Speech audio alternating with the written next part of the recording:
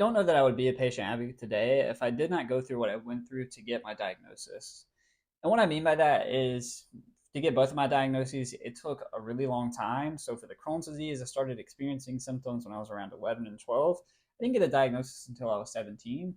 And then for the ultra rare disease, the hypophosphatasia, I was literally born with signs and symptoms of that disease, but I didn't get diagnosed until I was 25. And that was after being diagnosed with osteoporosis, breaking a bunch of bones, having hip replacement surgeries.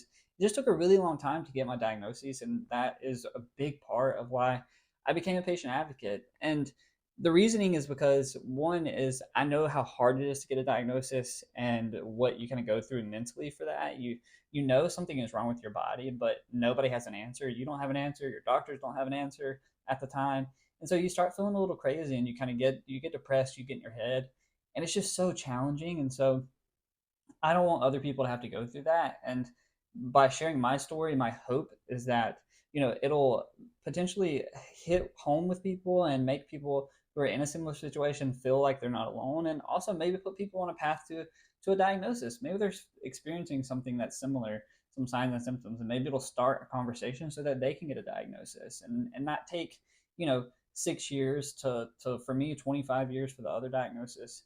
And so not only does sharing my story help me, but I hope that it helps others. It helps me cope. But I don't want other people to go through the same thing that I went through.